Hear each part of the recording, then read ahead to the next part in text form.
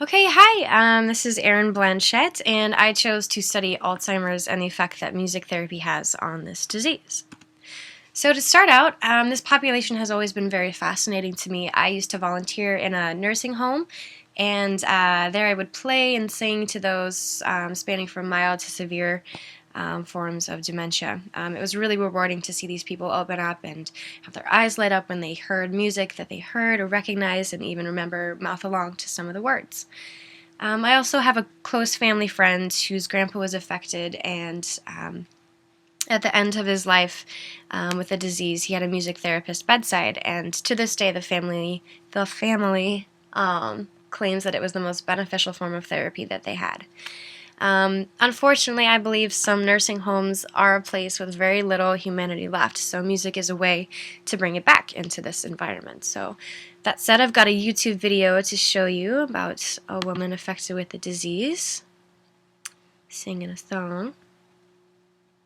I can't give you anything but love, baby. You're the only thing I need on, baby. In a while, it's short tonight. Happiness, and I guess all those things you've always tried for. I love how she stands up. So you get the general idea. We don't need to watch the whole video, but I love how she perks up. She remembers the words, even remembers a couple more than even the music therapist remembers at the time. So it's very engaging. As far as the diagnosis goes, it's defined as a progressive, debilitating neurological disease that affects the physical, emotional, cognitive, behavioral, and spiritual domains. So basically, Alzheimer's affects your entire person as a whole. So, unfortunately, more than 36 million are affected, and it is an irreversible disease with a very slow onset, but it does have increased deterioration. Some early signs may go unnoticed and written off as simply an aging process, but we can better determine this through medical history, mental status testing, physical and neurological exams, as well as ruling out other causes of the symptoms through blood testing. So, there are no cures, but there is some evidence for hormone replacement therapy as being effective. It's still in testing, though. There are some serious side effects, as well as it being very invasive and costly. So, brain scanning can help to detect early onset of the disease and to monitor the progression of the disease. There are no known direct causes. However, some research shows that certain people do have larger cognitive reserves than others. I'm going to go into what cognitive reserves are, but basically, some people are more prone to the disease than others. So, cognitive reserves. This is not a treatment, but it can be a determining factor on whether or not Alzheimer's will be a concern for you later in life. It's defined as the brain's ability to actively cope with structural changes to compensate for brain damage or deterioration. So basically, your brain deteriorates, loses brain cells over time as a part of the aging process. But this is your brain's ability to work with that change and continue on functioning. So some are better at it than others. Studies suggest that adults with a complex work life, education, and social network, as well as challenging leisure activities such as crossword puzzles or running to museums, lead to stronger neurological connections.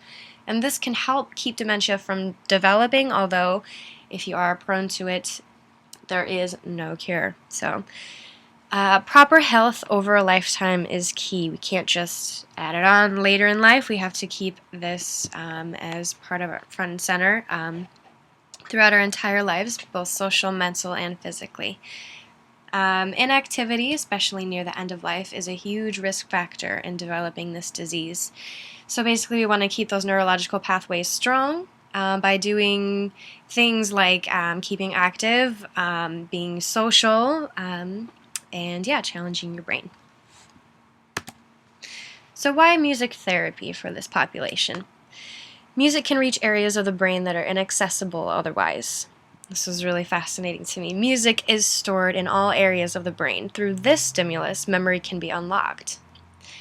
Music processing in general is often considered spared by neurodegenerative effects of Alzheimer's disease. So, musical stimuli significantly increases the mood, energy, and social interaction, as well as acceptance. Basically, all components of healthy daily living. So, and this one really got me excited. Listening to music facilitates the neurogenesis, the regeneration and repair of cerebral nerves by adjusting the secretion of steroid hormones, leading to cerebral plasticity.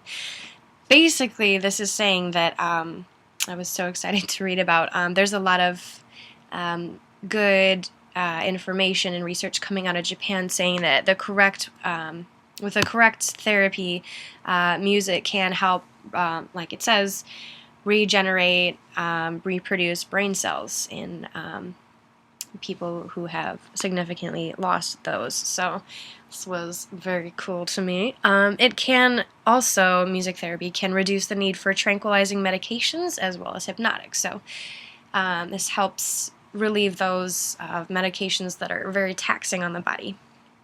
So as well as helping all the brain stuff and the memory stuff, music therapy can also improve speech, organization of mental process, sensory stimulation, and motor integration. So we can not only work with the brain, we can work with motor skills. So I'd like to talk about a couple case studies with you guys. The first one is an 84-year-old woman who she had severe cognitive dysfunction. She was played both familiar and unfamiliar melodies. As predicted, she recognized the familiar ones and didn't really give any sort of notice towards the unfamiliar ones. But with the familiar melodies, the researchers then distorted the melody and played correct melodies, and she was definitely able to point out which ones were distorted versus which ones were correct. She would even sometimes, sing or notate the correct way to play the melody, which is it's exciting to see that part of the brain with the music was untouched. So there's also a general study of patients with Alzheimer's where lyrics of songs were delivered both through music and then by speech. And this was tested by Alzheimer's patients and a control group of healthy older adults. So both populations tested here were able to recognize the lyrics of the songs when they were delivered by music, but only the healthy older adults could recognize them when they were simply spoken to you. So this again is really exciting to hear that music can create pathways, it's this part of the brain that's untouched still, and we can recognize things like lyrics through music.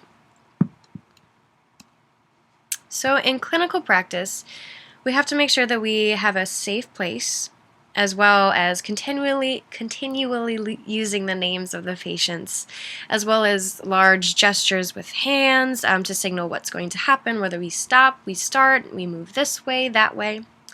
So some applications we can simply listen to music, or we can create drum circles with group therapy. Or my favorite one is group sing-alongs with requests and discussions. I think this makes it a little more personal when we get requests going. It generates, add on this song, and then this song, and where it came from. It's kind of add like an addition sort of thing. We can also do individual one-on-one practices where we can create very personalized music playlists for the patients. But we have to remember with this population, it's all about creating connections and stirring up reactions and emotions from the patients. Because as I pointed out before, music therapy is not going to be a cure for Alzheimer's. It's just going to be about, creating connections and stirring up reactions. So to conclude, there may be no cure for Alzheimer's disease, but music therapy is a cutting-edge solution to access humanity. Music is undergoing a lot of research, and new findings are being made about the effects of music to repairing brain cells. This was the thing I was super excited about. There are also many different ways to go about this application. However, the main goal is to access lost memory and to tap into emotions. All right, and then I got a lovely list of resources here. I think that one's it. So thank you so much for listening to me, guys.